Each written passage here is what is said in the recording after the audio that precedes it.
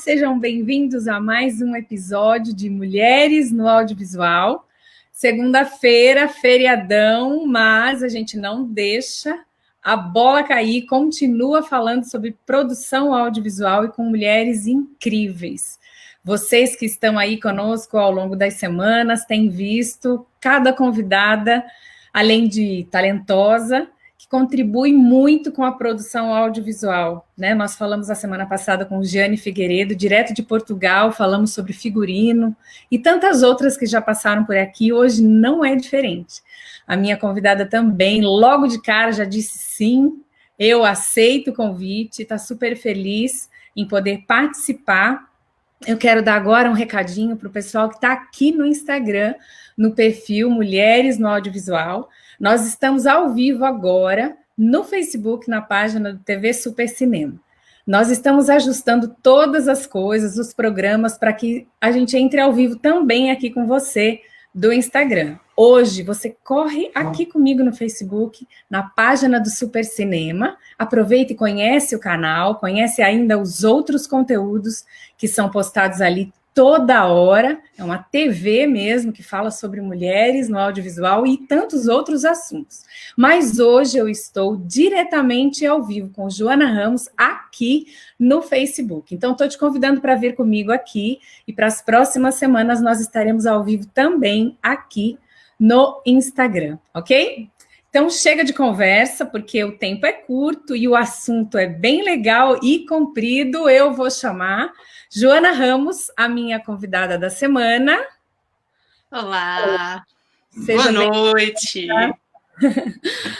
Seja bem-vinda. Nós testamos aqui o áudio e a luz. Eu disse que ela está muito linda e muito iluminada. Nada como falar com alguém que, de fato, entende, né, de foco, entende ali um olhar específico atrás da câmera para trazer aí uma história, né, para contar a história, que é o que a gente faz, né, Joana? Sim, querida, prazer estar aqui, estou muito feliz com o convite, muito boa a iniciativa do Mulheres no Audiovisual, e vamos que vamos. Eu queria que você se apresentasse um pouquinho para a gente, contasse aí qual que é a sua trajetória. Nós fizemos aí nas divulgações, contando um pouquinho o que você já fez. Você vai detalhar cada produção, cada atuação que você tem, vai nos explicar o que é uma foquista, o que faz uma mulher trabalhando com a questão de foquista. Mas eu queria que você contasse um pouquinho a sua trajetória. Como é que você começou a trabalhar com isso? Já nasceu sabendo que ia fazer cinema ou audiovisual? Como é que foi o seu encontro? Mais uma vez, muito obrigada por estar aqui conosco hoje. Ai, obrigada. Lilian, eu não nasci sabendo que ia para o audiovisual, não esperava, assim, não era claro isso, mas eu sabia que ia para as artes, né? Então, comecei estudando artes plásticas e sempre senti um sonho de trabalhar com animação. E nisso eu decidi fazer cinema, e durante a faculdade eu descobri a fotografia. E aí foi, assim, amor à primeira vista. Como funcionava o cinema, como funcionava o set, como funciona o departamento de câmera. Foi uma coisa, assim, aqui eu me achei. Nesse lugar eu sou feliz. Uhum. Foi bem inesperado, assim. Eu já gostava muito de fotografar e desenhar, mas não imaginei nunca que teria uma carreira no cinema. Uhum. E eu tô nisso desde 2008, né? São 12 anos felizes. Digo feliz porque é muito bacana quando a gente encontra o que a gente ama fazer. É um privilégio poder trabalhar com o que eu amo, né? Sim, eu fiz uma live na Formove, que é a produtora, né? A Formove Produções, que é a produtora onde eu e a minha equipe também trabalhamos, e eu recebi uma pessoa para falar sobre, na verdade era um livro, falar sobre mostre o seu trabalho, e a gente falou sobre criatividade, sobre toda essa dinâmica que funciona, né, no coração de quem cria, seja em qualquer área. E nós falamos daquela frase que fala assim, encontre algo que você ama fazer e nunca vai precisar trabalhar. Exatamente. Né?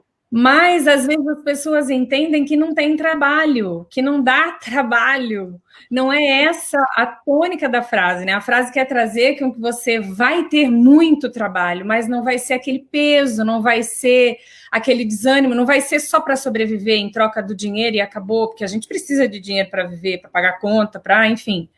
Mas vai ser um prazer, né? Hoje à tarde também fizemos uma reunião aqui e a gente é tão difícil às vezes pensar em negócio, né? Em falar, vamos parar de sonhar um pouco e viver só do que se ama, mas pensar como negócio, como estrutura que vai crescer e tomar uma proporção. É isso, né? É muito trabalho, né? Quem nunca... É muito trabalho, muito sofrimento também, né? É uma dedicação mesmo de corpo e alma, mas é prazeroso, né? É muito gostoso. É muito prazeroso. Gente, você tá no set de filmagem, sabe? Sem ter essa obrigação, esse peso do trabalho. É delicioso. Quando você diário das 12 horas, você passa, tá super bem. Exato. Ainda mais quando a gente começa, né? Que tá assim, no gás, super nova. E pode passar as 12 horas, você tá lá feliz, né? Você tá onde você gosta. Você falou, Joana, que começou, então, lá na graduação, em 2008, você começou a trabalhar com isso. E como é que era essa questão já da mulher nessa escolha com relação à câmera? Porque a gente tem esse imaginário, né? Essa coisa que a gente está aqui para quebrar. Mulher, muito embora façamos coisas lindas também no figurino, a gente recebeu a Giane aqui a semana passada, um trabalho incrível de pensar as particularidades da produção na direção de arte, né, com o figurino, lindíssimo, mas mulher não faz só isso, mulher não faz só a roupa e não faz só a maquiagem num set, mulher faz muito mais, na verdade, mulher faz tudo ali também, né? E como é que é essa questão da mulher antes profissões ou atuações no set exclusivamente masculinas que a gente poderia falar? Como que é isso? A princípio, né, as pessoas tentaram me desanimar muito na carreira dentro do departamento de câmera, né, dentro da fotografia, porque ficam nessa ideia do peso, porque mulher não pega peso. Gente, a mulher, ela gesta, ela carrega uma criança, sabe? A mulher... Gente, ninguém questiona uma mulher estar com uma criança de 7 anos no colo, numa parada de ônibus, mas questiona o peso de uma câmera que é muito inferior a isso. Então, a primeira barreira é o peso.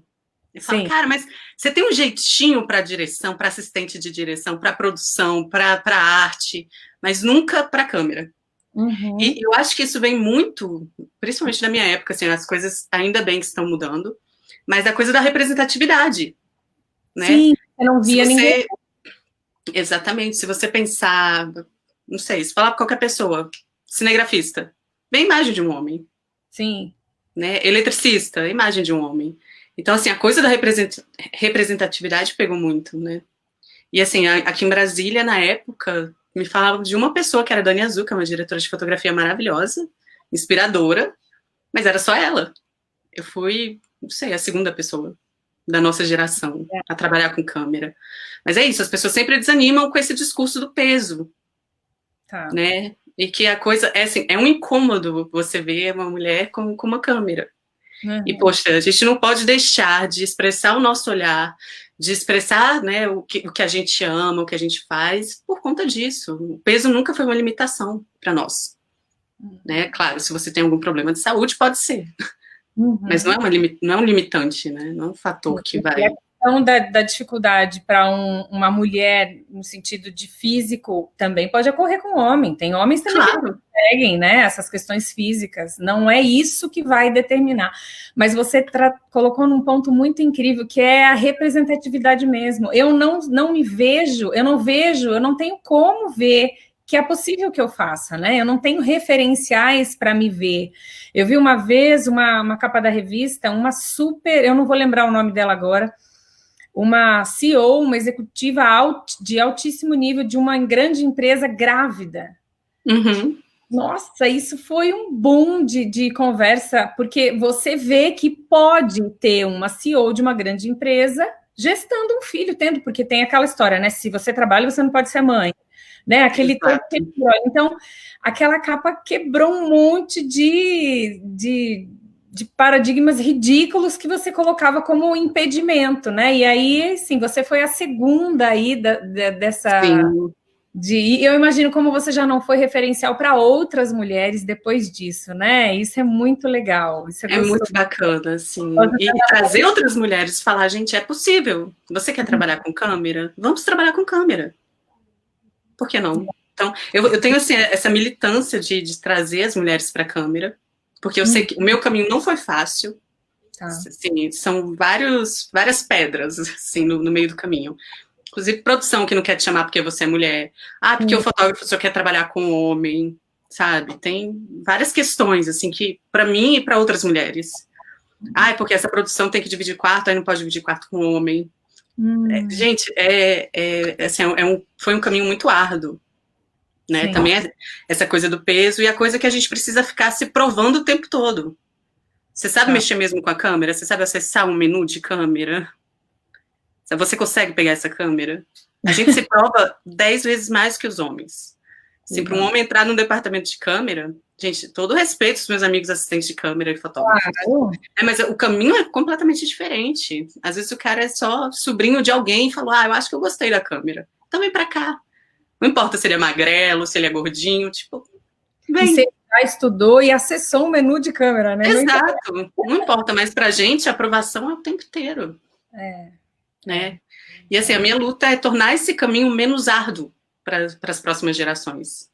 E passar isso, sabe? Que isso contamine todas e positivamente. Que legal, muito bom. E quando então você começou, o que foi, o que você começou? O que você fez? Você foi direto para trabalhar nessa área mesmo? Você falou que se encantou pela fotografia primeiro. Como é que foi o seu trajeto até chegar hoje no que você está produzindo? A gente vai ver o material que a Joana mandou, está muito legal. Ela vai contar cada pedacinho aqui com as imagens que a gente vai compartilhar. Mas conta esse comecinho aí, como é que foi?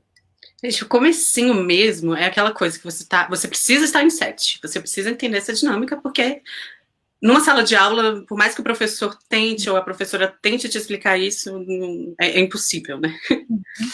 E eu comecei fazendo produção, olha que loucura. Assistência de produção. E aí foi a forma que eu encontrei de estar no set. Mas foi uma coisa que me sugou muito, que eu não tinha, não é nem talento, mas não tinha prazer naquilo. Tá. Sabe, eu não nasci para produção. E eu admiro muito todos os colegas e colegas de produção, porque é puxado. E aí eu tive a oportunidade, em um desses sets, fazendo assistência de produção, de, ganhando nada, estagiária super, de me enturmar ali no departamento de câmera. E eu vi que o primeiro assistente estava sozinho, era um filme em 16mm, e aí eu falei, olha, meu sonho é trabalhar com câmera, eu sei fazer claquete, mas eu queria muito aprender. E ele estava desesperado procurando assistente e falou, cara, cola comigo. E me deu uma super aula e foi assim. E aí eu juntei com ele, fui entendendo como é que passa a lente, como é que limpa a lente, como é que coloca, né, a câmera na bolha, né, os processos de descarregar magazine, chassi, com negativo. Ele me explicou tudo, foi uma super aula, assim. E aí acabou esse filme e ele falou, olha, eu vou ter um longa agora e eu queria muito você nele. Nossa. E aí foi minha alegria, tava que nem pinto no lixo. Nossa, que alegria, né? E ganhando, uau! Meu Deus. E aí fui fazer vídeo assiste, e foi um filme, assim, de uma produção um pouco complexa, né? Um longa de 2 meses, assim. E aí eu era vídeo assiste, terceira assistente, e no meio do filme o primeiro saiu, aí o segundo virou o primeiro e me ensinou a trocar negativo da noite pro dia. Sim, era uma folga, falou, cara, você precisa aprender isso. E aí no outro dia já estava assumindo essa posição, assim, foi bem interessante como aconteceu. E foi uma delícia, sabe aqueles filmes, assim, ainda mais que eu estava novinha, queria que não acabasse, podia ser infinito ali. Olha, você vê que legal, né, essa questão da postura. Você foi, talvez não era ainda, e né, não era a questão principal que você queria atuar, não era na posição que você queria, né, como assistente de produção, mas teve a iniciativa de buscar, né, Joana? Eu acho que é isso, né? Estar no lugar certo, na hora certa, né? E Nossa, é muito isso. Né, foi atrás do cara que estava na câmera, olha, eu quero fazer, eu quero aprender. Eu brincar, eu fiz um dos primeiros cursos que eu fiz, eu cheguei para um professor e falei, me deixa só enrolar os cabos, eu aprendi a enrolar os cabos agora. Que é importantíssimo. Sei fazer o 8, por favor, me deixa só enrolar os cabos. Estar ali é outra coisa, né? Estar no set. É outra relação, e é isso, e todo mundo precisa de todo mundo, sabe? É uma engrenagem muito bonita de se ver. E isso que você fez, eu quero aprender a enrolar o cabo. Gente, é tão importante para o funcionamento 100% de um set, ou pelo menos do departamento de câmera, você ter um cabo bem enrolado. Um cabo que funcione, né? Que esteja bem ajustado para a equipe fluir mais fácil. Eu também acho. E assim, evita acidentes. É super. Essa coisa do cinema, principalmente o departamento de câmera. Claro que os outros departamentos também tem, mas câmera, gente, é minúcia, assim, é detalhe, sabe? É o cabo, que não pode ter um nó no meio, que pode dar problema. Sabe? É um cadastro desamarrado que pode ser um problema. Então, são muitos detalhes. É um organismo vivo ali, né? Em todo momento, e todo mundo muito atento, porque uma situação pode vir a perder tudo, né? E é muito projeto para jogar fora, né? A gente precisa estar atento. Boa noite para quem está aqui ao vivo com a gente. Obrigada mais uma vez, toda segunda-feira. Joana, agora vamos começar? O que a gente... Bota aí, Thaís, para a gente ver uma foto bem linda para a Joana começar a compartilhar com a gente aqui o que foram esses projetos. Espera aí, que esse é o vídeo. Vamos pular, tá? Dá para a gente passar a foto? Espera aí. Bora. Ah, que legal. Isso. Conta pra gente o que foi isso aí, onde foi, o que você estava fazendo, quando, o que de mais importante você pode contribuir, porque aqui, né, a gente compartilha as experiências, né, a intenção mesmo é de compartilhar para ensinar e para fazer isso que você falou, né, olha, uma mulher vendo você aí agora, já vai se inspirar e vai saber que ela pode também, né? Nossa, isso é muito bacana, gente. Eu não sei se você já viu aquela foto da Rachel Morrison, diretora de fotografia. Ela filmou até o 9º mês de gestação. Sim. Uma foto maravilhosa dela com barrigão, a câmera no braço e filmando. Ela foi até o fim. Isso daí me dá tanta coragem, assim, porque um dia eu vou querer ser mãe, sabe? Ver a Rachel Morrison nessa posição, nossa, me deixa tranquila. E tão inspirada como a gravidez deixa uma mulher, vai sair, né, uma cena, fotos muito mais lindas, umas cenas muito mais impactantes, né? A minha assistente aqui já está procurando a foto dela para a gente poder compartilhar. Enquanto isso, que bacana. Fala um pouquinho. Ela achou. Daqui a pouco ela... Isso, fala um pouquinho. Foi esse ano, gente, meu último longa antes da pandemia.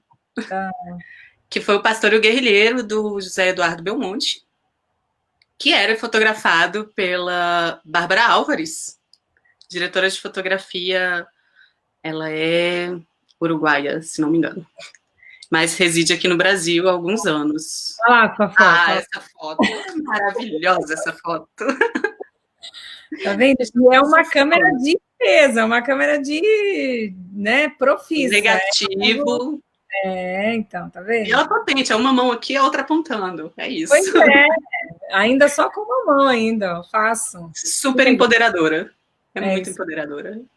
Bonita essa foto. Vamos produzir um conteúdo e um texto bem inspirador lá pro Insta do Mulheres no Audiovisual. Vamos voltar lá para a sua e fala, o seu último longa antes da pandemia. Sim, com a Bárbara Álvares, diretora de fotografia incrível. Ela fotografou Que Horas Ela Volta. Ela é maravilhosa, assim, é uma pessoa, se vê ela fotografando, é impressionante, assim, dos detalhes, sabe? E eu tava como cinegrafista da câmera, da segunda câmera. E aí foi um processo muito legal, foram umas diárias muito lindas, com uma galera muito bacana, uma equipe super bacana, e eram umas cenas, assim, de invasão da Universidade de Brasília, na época da ditadura. Então era cena de cavalo, fumaça, bomba, e é interessante isso, porque quando você se entrega num projeto, né, num roteiro, você sente aquilo como se fosse real, assim, não só a experiência set, né, mas a experiência do roteiro, da cena, da situação, da história, das memórias. Então, era fazendo câmera e arrepiando, sabe? O olho enchendo de lágrima. Foi um processo muito, muito bacana de despedida de longa este ano. Você já sabia que ia parar ou não? Foi... Não, isso foi em fevereiro, eu acho. Fevereiro, eu não sabia nada ainda. Não sabia nada, eu estava sonhando, seria um ano incrível, cheio de projetos. Mas foi bem bacana. Tinha só mulher, não, né? Nessa produção, não? A equipe de câmera tinha um homem, que foi meu foquista, o Igor Schmidt, mas o resto todo era mulher. Você vê, né? As coisas mudando, né? Um pouquinho, olha que legal. Sim. Muito legal. Sim. E fala pra gente, já que você tratou e trouxe a pessoa do foquista na nossa conversa, fala pra gente o que é, porque quando eu fiz o anúncio da live, eu falei bastante você como um foquista, né? Você como... Eu ainda brinquei que o assunto era o foco. O que é isso? O que significa? O que faz? E aí, vai desenrolando as outras perguntas, eu tenho aqui, né? Como que uma produção olha para isso, uma produção que não atenta para um profissional qualificado para isso, no que ela perde? Constrói um pouquinho com a gente sobre isso. Sim. Essa é uma pergunta assim, que até minha família, meu avô, acho que até hoje ele não sabe o que eu faço. Né? Quando eu falo, o que é foquista, né? Gente, foquista é a pessoa responsável em fazer foco. Existe uma função específica para isso dentro do cinema. Assim como a foto fixa, né, que você coloca uma lente, e você tem que fazer o foco, a imagem em movimento, ela busca a mesma coisa. E precisa de uma pessoa especializada nisso, porque existe uma matemática por trás que é bem grande. E não só a matemática técnica, mas existe também uma narrativa, né? Então, o foquista é essa pessoa responsável por dar nitidez, né, tirar o olhar míope, né? E também é responsável por guiar olhares. É assim que eu vejo a minha profissão. Né? Quando eu estou fazendo foco, quando eu estou super imersa naquilo, eu vejo que eu tenho que guiar um olhar dentro do roteiro. Certo. Né? Dentro da cena, né? Da mise-en-scène. Às vezes é um objeto que vai dizer alguma coisa. Às vezes é um desfoque que vai dizer alguma coisa. Né? É a experiência do olhar. Então, acho que o foquista é isso. Né? É uma pessoa que trabalha com uma matemática, que é essa matemática da lente, de você saber distâncias, né, porque a relação do foco é uma relação com distâncias, mas também trazer esse olhar de narrativa. Por exemplo, vamos supor, né, porque o computador não faz foco, mas vamos supor que eu estou conversando com você, eu fico desfocada e tem foco nas minhas latas de negativo. Né, eu estou guiando o olhar do espectador, ele vai pensar, ué, o que tem nessa lata aí? Por que estão falando disso? Né, então, a gente traz isso. E vem muito do cinema, né? Muito no cinema isso. Assim, é uma coisa que, bem, eu não sei se as pessoas se atentam muito, porque parece que já está pronto, né? O foco, ele já está lá. Mas não, tem um trabalho gigante por trás das câmeras para fazer esse foco chegar lá, né? Para te guiar ali na sutileza para o que é importante, né? Eu acho que é isso. O foquista, ele traz a experiência do olhar. Por exemplo, quando a gente acorda, como que a gente vê as coisas, né? Sim, nós estávamos, acho que umas 2 semanas atrás, iniciamos uma discussão com relação à direção de arte, e não adianta nada, né, se você for pensar, e aí que é bonito quando a gente fala do trabalho único, né, da produção audiovisual, né, vai lá uma produção de arte, um objeto de cena muito importante para aquilo, muito essencial para contar a história, um detalhe que vai ser abordado e, sei lá, esclarecido e trazido mais ao entendimento do só lá na frente, mas o foco não cumpre o papel dele ali para dar aquele destaque naquela cena, perde, né, o trabalho, perde-se a elaboração daquele trabalho no todo, né? Sim. Também o desfoque fala, né, Joana? Achei interessante isso. O desfoque fala. Eu acho que o desfoque, ele é tipo o silêncio no cinema. O silêncio também fala, né, para o pessoal do som, né? Eu acho que o desfoque é nessa linha. Ele também fala. Ele é plástico, né? Ele tem estética. É bonito isso. Tem organicidade. Eu acho que por isso estamos lá. E quando a gente fala disso, principalmente aqui no Brasil, a questão dos orçamentos, Joana, das produções, a gente sabe que para fazer cinema aqui, ou Não na questão da publicidade, porque ali é onde rola a grana pesada mesmo, que a gente sabe, tudo bem, mas a questão acho que mais do cinema mesmo. E a gente briga com essa história do orçamento, né? A semana passada a gente falou disso também. Quando uma produção não consegue, é só grandes produções que a gente tem um especialista para fazer isso. Né? Nas outras, a gente como é que faz? O próprio fotógrafo faz isso, né? O próprio operador de câmera trabalha nisso, não é? A gente não tem a possibilidade de. Então, é importante a gente saber do que se trata, saber da importância, para que, se eu não puder contratar a Joana para o meu projeto, saber de como isso é importante e fazer, estudar um pouco mais, buscar um pouco mais para poder trazer, não a técnica de um profissional, mas ter um olhar voltado para esse detalhe. Faz sentido isso ou não? Faz sentido. Assim, eu ainda tenho um pouco de sorte, porque no cinema mesmo, acho que uma das últimas coisas que descartam é o foquista. Porque Olha, sabe da importância do foquista, né? Um filme sem foco, gente, eu não sei se vocês já viram material sem foco, mas dá agonia. Né? Você fica assim, limpando o olho, você põe o óculos. Você aperta os olhos para aquela coisa. Exato, é ruim, dá uma agonia. Mas assim, geralmente não tira o foquista. Agora, o resto da equipe de câmera sempre tentam diminuir. Sim. Então, é sempre uma guerra você ter uma equipe de câmera completa em algumas produções, que são 4 pessoas. Então, assim, vamos cortar o vídeo assiste.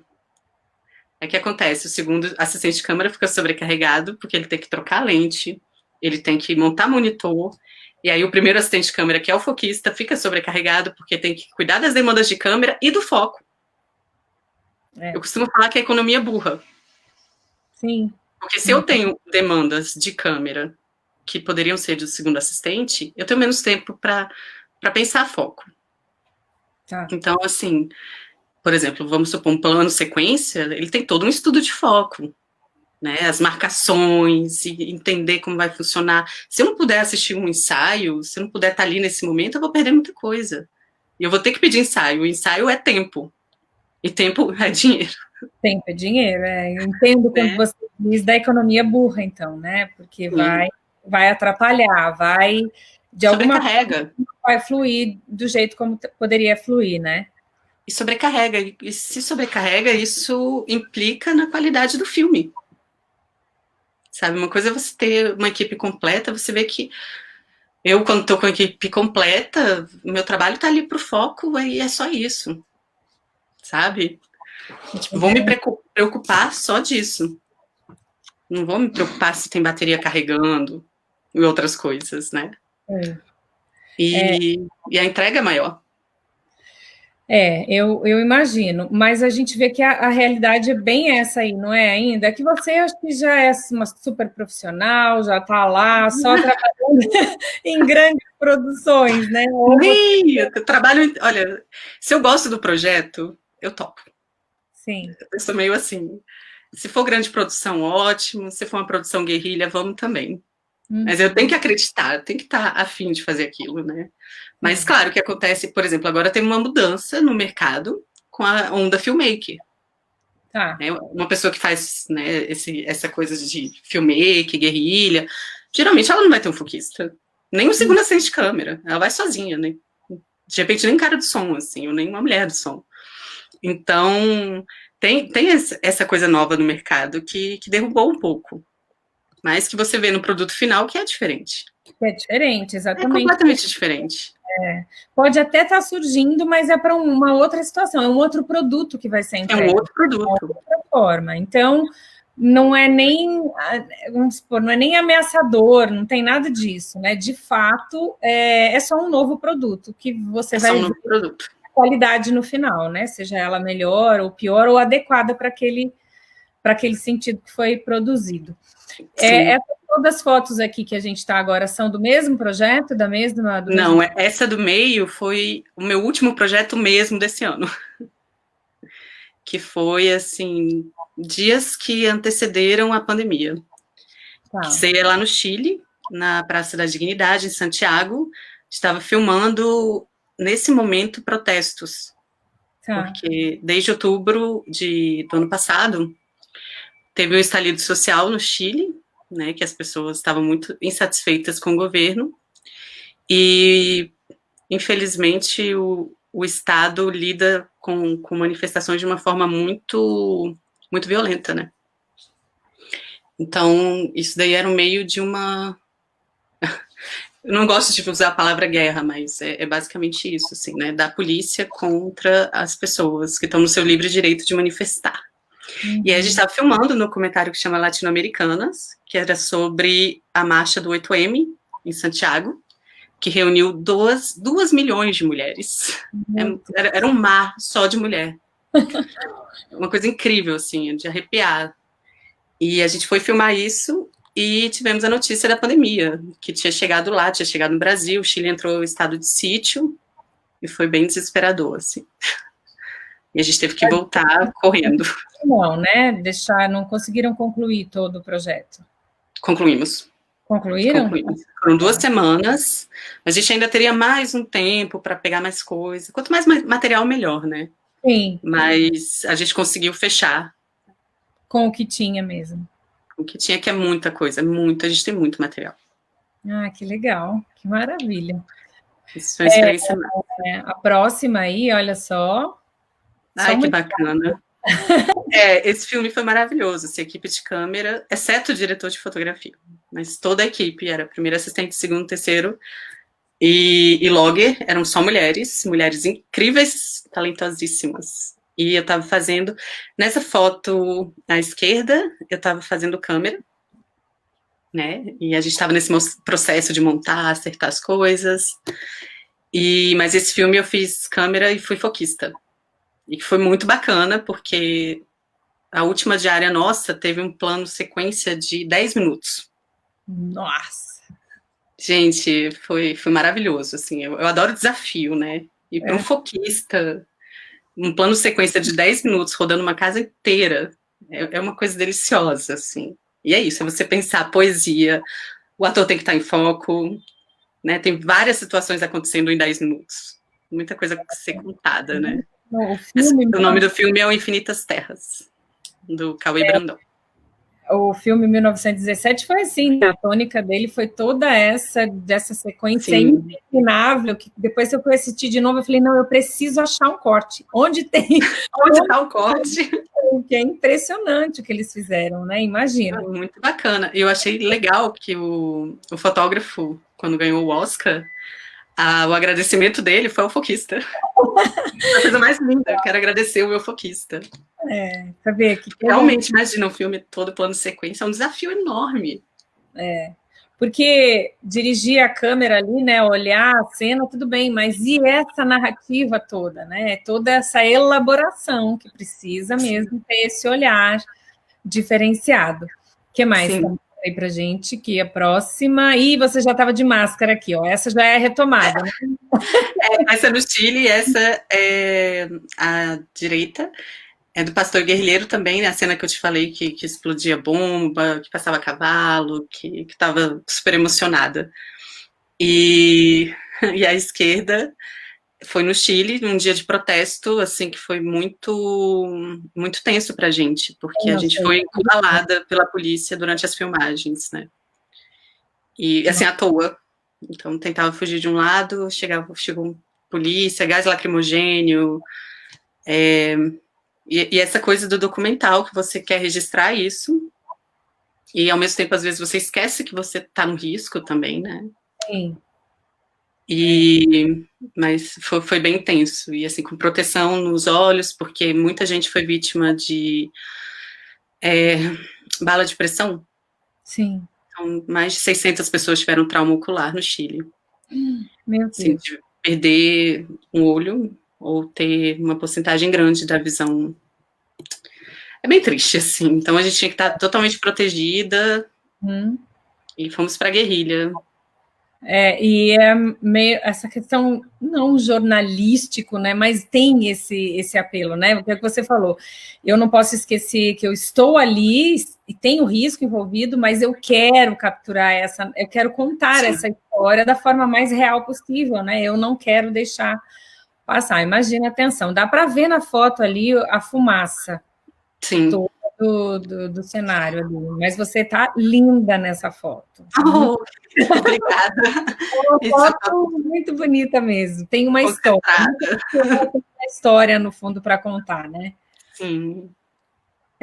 Agora, olha, tem um monte de gente aqui dizendo maravilhosa, bonito ver alguém trabalhando que acredita. Ai, gente, que lindas.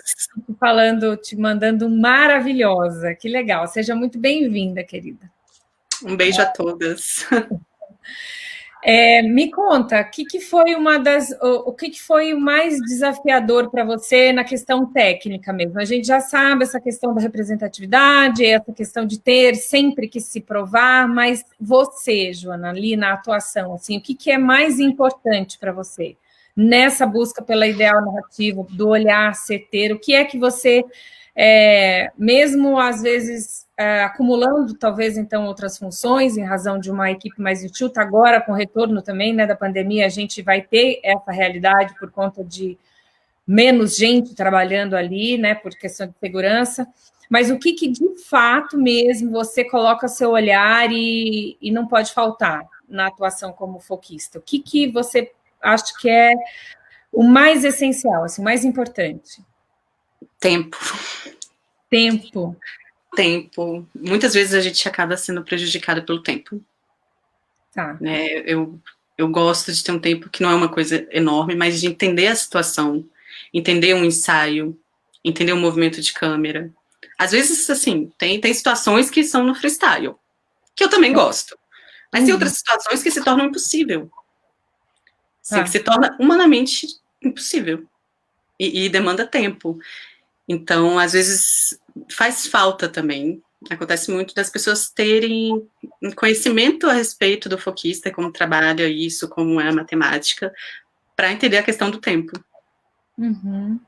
Então, assim, eu passei por uma situação em um longa-metragem no ano passado, que era uma cena noturna, o diafragma todo aberto, o que significa que a profundidade de campo é muito pequena. Então, um movimentinho assim está fora de foco.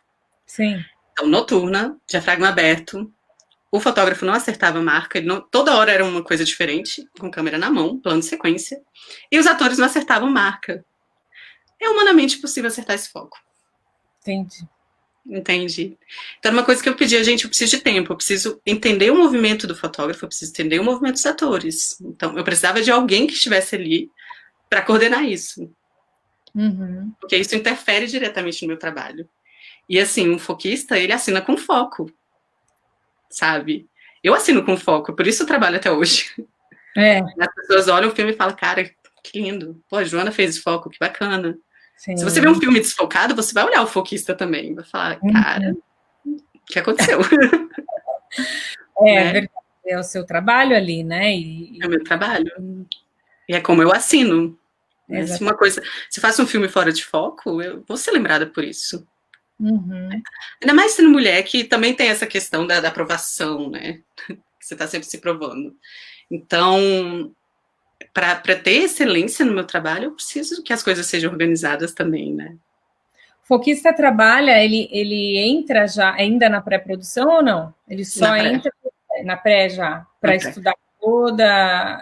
Acho que é um tempo mais avançado já da pré-produção, quando algumas coisas já estão mais definidas, né? Sim. Aquelas primárias lá de ideia, né? Já avançadas, nas últimas semanas da pré-produção, entra o foquista. Entra o foquista nas últimas semanas, e é importante, assim, para saber, porque, assim, a gente não... Eu não fico só no trabalho de foquista, eu tenho um trabalho de chefe de departamento, como primeiro assistente de câmera, né? Então, eu preciso saber de todas as problemáticas do filme. Por exemplo, se é um filme que vai ter chuva, o que eu vou ter, sei lá, o que eu vou precisar para proteger a minha câmera, né? E todo o meu equipamento, para conseguir fazer essa cena que está na cabeça do diretor. Então, a gente precisa saber de todos os problemas que a gente possa ter. E, além disso, né, você ter um estudo bacana do roteiro também é essencial. E isso também demanda tempo, conversas com fotógrafo, com diretores, com diretoras fotógrafas. Então, é bacana, assim, claro que existem situações que te chamam 3 dias antes de começar. Ou te ligam e falam, você tem condições de ir para o Acre amanhã? Mas, no geral, a gente tem essas semanas de pré-produção para alinhar qualquer problema e tudo que necessita.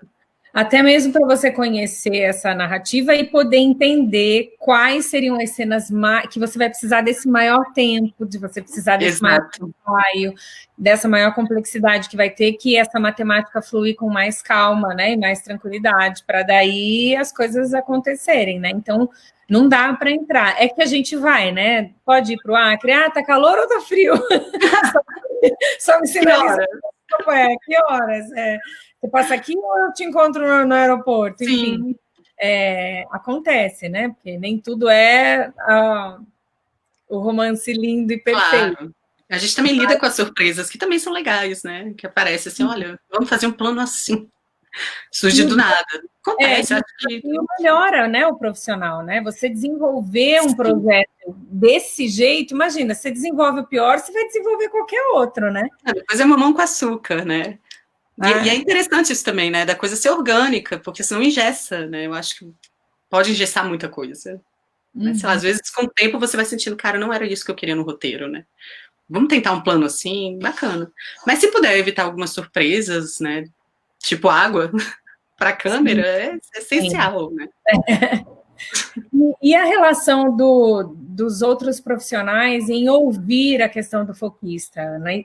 Joana, isso é natural, isso é normal, porque quando a gente fala de um projeto de sucesso, né? Quando a gente fala, existe a questão do sucesso comercial, que a gente sempre quer, óbvio, e porque daí vai ter sucesso, novos projetos acontecem, né? Você participa de outras produções, mas a gente fala também do sucesso de um set tranquilo, de pessoas, de relacionamentos bons que são construídos a partir dali, né? Funciona normal, ouve-se o foquista, essa troca funciona mesmo, de fato, ou não? Essa troca funciona. Eu acho que eu peguei uma época tranquila do cinema, né? Porque o pessoal mais das antigas era um diálogo mais restrito e um ego mais em cima. Sim. Hoje eu acho que também a posição de foquista é realmente importante estar alinhado com direção e com fotografia e com todos os departamentos. Mas eu nunca passei uma situação ruim com diretora, ou diretor, ou fotógrafos, em relação a foco. Porque são coisas que têm que ser conversadas. Né? Eu preciso saber numa cena o que é importante. Porque às vezes, para mim, importante é filmar a Lilian aqui, é focar nela. Mas às vezes o grande barato é aquele quadro lá atrás. Sim. Então, preciso desse diálogo com os diretores e com as diretoras. E o acesso é sempre muito tranquilo. E não só com eles, mas também com toda a equipe. Né? Com a galera de arte também, principalmente assistente de direção, para ele entender os tempos, ou ela entender os tempos. E às vezes tem umas coisas que é assim, gente, vamos rodar? Vamos fazer rodando? Vamos ensaiar rodando? Calma, gente, vai sem foco? É a primeira coisa que eu falo. Sim. Vai sem foco? Não, é com foco. Não, então eu preciso ver o ensaio. Por onde que o ator entra? Eu não estou sabendo. Né? Mas o diálogo é importante e as relações no cinema são importantes, porque são muitas horas de trabalho, muito tempo de convivência. Né? Se isso estiver alinhado, o filme sai um brinco. Sai lindo, né? Sai lindo. Você vai trabalhar feliz quando você está, né, alinhado com a equipe, com a sua equipe, com as outras equipes. Sabe, quando as pessoas jogam junto. A gente tem que jogar junto. O cinema é coletivo, né? Até mesmo porque o fim é o filme, né? Não se trata da Joana, da Lilian, de nada. É o filme, né? É a produção, né? É a produção ao final de tudo isso. Vamos ver mais uma foto? Tem aí ou já é o vídeo? Deixa eu ver aqui. Vamos compartilhar. O que mais? Agora é um vídeo. Legal. Vou deixar com o som, depois você comenta, tá? Porque ele tá bem bonito, vou deixar com o som, e aí quando terminar, você traz aí as suas observações sobre ele, tá bom? Ok.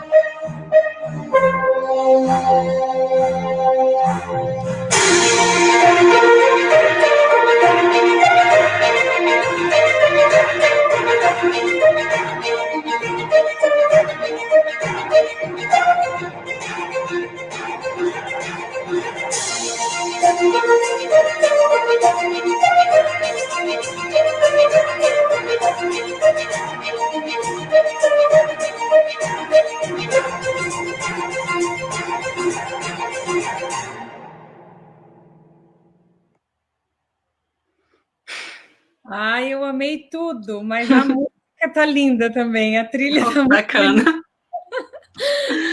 Ai, eu vi que ficou um framezinho a mais ali na edição, tem que arrumar.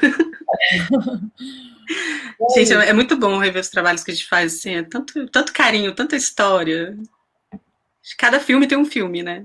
É, exatamente. Cada filme tem uma outra história ali que dá para ser contado, né? E Sim. compartilhado também. Comenta Ai, aqui. bacana. Isso é um compilado de filmes que eu fiz ao longo desses anos, né? Alguns, que eu tenho muito carinho. Fiz filmes aí como segunda assistente de câmera, como diretora de fotografia e como foquista. E é muito Ali do Foco, que é aquela menina de amarelo, né? Tem uma cena bem, para quem até que não sabe essa questão do foco, você é muito explícita ali, né? A hora a menina olha para outra e só o desfoque mostra. Sim. Também. Fala. Eu adoro essa cena. É do Mistério da Carne, esse filme, da Rafaela Camilo. E com a nossa fotografia belíssima do Leonardo Feliciano. E é isso, essa coisa do tempo, né? Porque foco também é tempo. Então, que momento que você vai de foco, e era uma cena em slow, que dificulta mais um pouco, porque se sai de foco, tá lá, tá bem lentinha. E é isso, de ir com o movimento dela. Eu sempre busco isso, assim, como que eu vou fazer uma passagem de foco de uma pessoa para outra? Eu gosto de ir no movimento, né? Para deixar uma coisa suave, não fazer um movimento brusco. Sim. Né? Para que isso aconteça até imperceptível, né? A pessoa nem sabe o que está acontecendo, mas está recebendo a informação de uma forma tranquila. Porque, às vezes o foco ele não precisa ter esse estranhamento. É claro que tem algumas situações que ele precisa de ser uma coisa mais agressiva, né? Sei lá, uma câmera nervosa, ser uma situação de, sei, conflito. Então, aí é um outro tipo de foco. Mas nesse caso era essa coisa de sempre na suavidade. Então, é uma coisa que gente, sou louca para escrever sobre isso, fazer um livro sobre isso. Que legal! Que é dessa relação do foquista com o ator, né? Sim. Porque a gente trabalha juntos.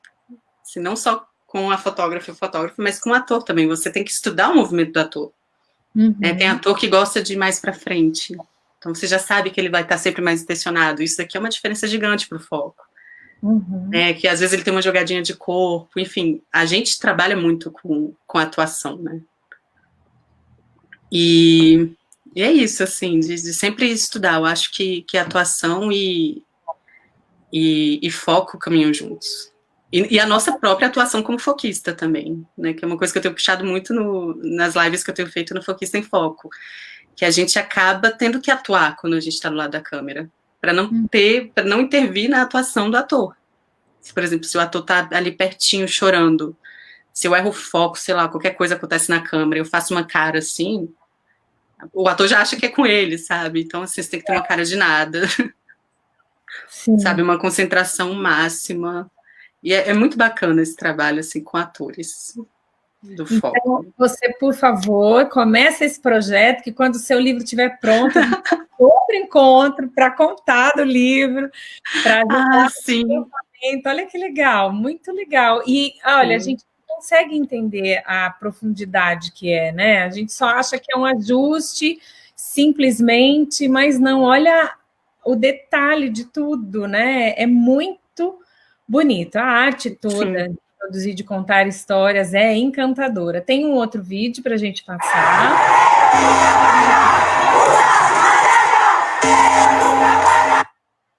Espera aí.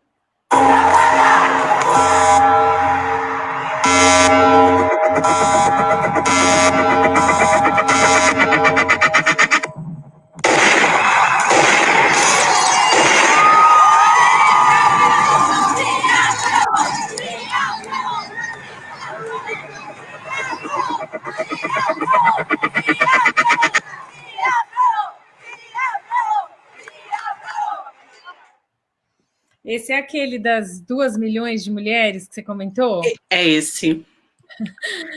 Eu Gente, imagino no meio disso tudo, o coração como não, né, não ficava, porque é tenso, né, Joana? E é essa bastante.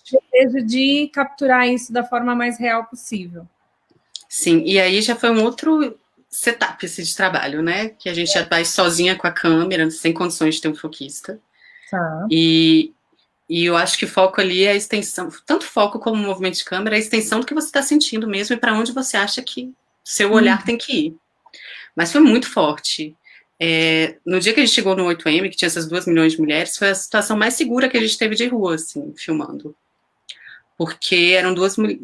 Eu sei que entre mulheres, sabe, não vai ter abuso, que não vão tentar me roubar, que não vão tentar fazer nada. Então, foi uma situação tranquila. Agora, em relação aos protestos, que a gente tem muita imagem de polícia atirando, isso aí foram situações realmente de pânico, né, de risco, de não conseguir respirar e estar filmando. Teve uma hora assim que eu estava filmando, nossa, tá lindo isso daqui, você se perde nisso. Sim. E aí soltaram uma bomba de gás lacrimogêneo do meu lado. E eu só fui entender o que estava acontecendo quando já não conseguia respirar nada. Nossa. E aí saí correndo e, meu Deus, eu vou morrer aqui. e passa, né? Você, não, agora tem que voltar, tem que pegar isso. Mas eu tenho aquele take, eu não perdi. Eu não perdi. Eu peguei Isso que é aquela... importante a gente denunciar o que acontece nos países vizinhos, sabe? É importante a gente falar disso. A gente está no momento que as democracias estão muito feridas, né? E esse movimento das mulheres, você vê 2 milhões de mulheres nas ruas, isso quer dizer alguma coisa. Isso é um sinalizador muito potente, né? Então, foi uma situação... Realmente, éramos 4 mulheres, 4 cinegrafistas, diretoras de fotografia, juntas, e a gente se jogou e, gente, precisamos mostrar para o mundo o que acontece aqui. Que legal. Eu vi nessa semana um projeto chama Eleitas. Maravilhoso. Você já viu, né? E aí eu fui estudar um pouquinho mais. Na verdade, eu estava procurando, pesquisando, e da questão de mulheres no audiovisual, né? Que é o discurso que a gente quer buscar sempre. E aí eu vi e também achei maravilhoso, é exatamente isso, né? Eles falam da luta da mulher mesmo, da representatividade, também tem cenas fortíssimas, fizeram uma série. Sim. Bem legal mesmo, bem bonita. Eu Achei imagino... muito bacana e legal de ser América Latina, né? Porque a gente, acho que por falar português, acho que a questão da língua afasta muito a gente, né? Dos outros países. Mas nós somos latino-americanas, né? E estamos passando por situações muito parecidas nos países vizinhos, né? Em alguns deles. E depois foi um projeto muito, muito bacana que envolveu, foi com o coração, com a alma. E é isso, né? Não existe democracia sem mulheres. A gente vê como um privilégio de participar, né? Eu acho que é esse o sentimento, é um privilégio, né, Joana, Sim. de poder participar. Sim, mas foi muito bacana e muita adrenalina. Muita. Imagina. A Valério está aqui comentando que a sensibilidade feminina faz a diferença na fotografia. Faz sentido? Gente, é o meu pai, que fofo. Lindo! Obrigada, pai, faz toda a diferença. Profissionalismo e compromisso com a arte. Eles são nossos fãs, né? A minha mãe também, essa foi a segunda entrada. Fofinho. Legal. Essa questão da acessibilidade é bem complicada, né? A gente traz o nosso olhar, mas ele não tem que ser... Porque tem muita gente que associa a sensibilidade à delicadeza. Sim, tá. Né? E eu sei que papai não está falando disso. Isso. Né? Porque é isso, a gente sente as coisas de uma outra maneira, claro. Cada um sente da sua própria maneira, né? Mas é o que eu falo, Joana, a questão não é de competição, de quem faz melhor ou não faz melhor, é só saber que permitir a entrada, como você falou, dessa questão de toda vez estar se reforçando, se provando em todo momento, é permitir a entrada e dizer que nós colaboramos com uma produção audiovisual. Sim. Nós também fazemos, ensinamos porque sabemos fazer. Né? Tem um quadro... Fazemos bem. Hoje o seu quadro era assim, se a gente colocasse aqui o nome, qual seria, Thaís? Ó, a mulher com a mão na máquina, aqui o primeiro, ó. Porque é com a mão na máquina mesmo que a gente consegue também fazer. Então, eu acho que essa sensibilidade é para somar, né? Existe mesmo esse outro lado, essa outra forma, né, da mulher, mas ela soma e só traz uma, não é a docilidade, a fragilidade, não, é a sensibilidade Exatamente. de contar uma história diferente, por um a outro partir do nosso olhar, né? Exatamente. A gente tem documentários ótimos em relação a isso, eu esqueci o nome do documentário até, que fala dessa coisa de como a câmera, né, muitas vezes feita por homem, ela é guiada de uma outra maneira em relação ao corpo feminino. Né? Se vem da gente, é sempre uma coisa assim, ai, vou mostrar ali o corpo dela, né? Uma coisa mais sexualizada, não sei. E a gente traz um outro olhar. Não é isso que é importante na história, né? Não é isso que essa personagem vai trazer. Exatamente, é isso mesmo. É algo talvez lá de dentro que nenhuma parte do corpo vai trazer, senão um sorriso, senão um olhar, senão a forma como ela toca, né? Senão a forma como ela pega, enfim. Não, se a gente começa para prestar atenção em tanto filme, assim, especialmente esses hollywoodianos, né? Mas sempre que mostra a mulher, chega uma personagem nova, é aquela câmera de baixo que vai mostrando a silhueta, que mostra os seios. Não é isso, né? E a importância narrativa do personagem, da personagem na história é outra. Vai além daquilo, né? Vai além daquilo. Joana, o nosso tempo, ó, voou. Ai, gente, estava tão gostoso. Adorei. Toda vez é assim, você volta de novo. Essa história da pandemia está acabando. Nós vamos voltar com as produções, nós vamos voltar a trabalhar de fato. Aí você vai ter outros projetos lindos e você volta aqui para contar, para ensinar, porque mulher ensina, porque também sabe fazer, é isso que você falou aqui. Eu conto com você de novo para a gente aumentar esse que você trouxe no início da sua fala, essa representatividade. E para fechar, eu queria que você falasse para as meninas que estão nos vendo aqui, ou outras que vão assistir depois, os meninos também, que é importante, né, ouvirem. Qual que seria, assim, se você tivesse uma palavra para dizer para alguém que está começando, está pensando em fazer isso, eu arriscaria que seria aquela da iniciativa que você contou, que teve no início da sua história, né? Mas o que você deixaria como uma palavra-chave para a gente trazer para as pessoas aqui que estão... Uma palavra? Pode falar duas, Pode ser duas.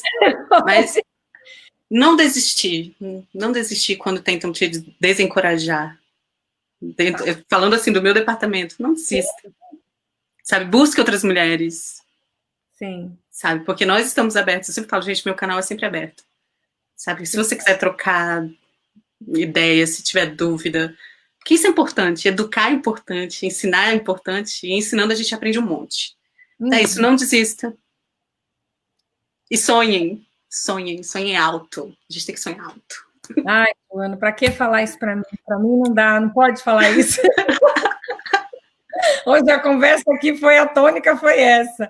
Mas é delícia, não dá para dissociar mesmo. É isso que faz com que esse olhar seja um pouquinho diferente, né? A gente precisa dos sonhos para contar histórias muito lindas. Muito obrigada, viu? Obrigada a você pelo convite. Obrigada a todas e todos que estiveram aí. Pai, te amo.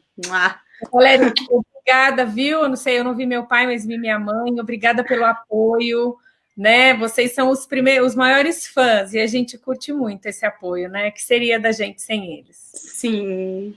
Muito obrigada. A Erika Oliveira, que está aí, que fez o filme comigo também, bacana. Zé, beijo. A Thaís falou que está que nem o programa do Jô, do outro lado, falando, que fofa. Tá vendo? Isso mesmo, que delícia. Mas bacana, obrigada, gente. Sucesso para você, nos seus projetos, naquilo que você vai fazer, que você encontre na atividade aí que você escolheu com paixão, muitos motivos para você continuar sorrindo.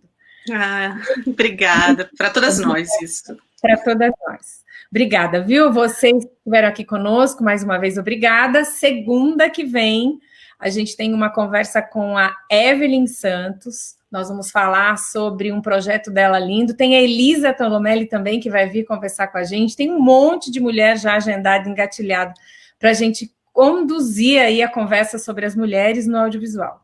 Eu conto com vocês segunda-feira, às 8 horas. Um beijo, até lá.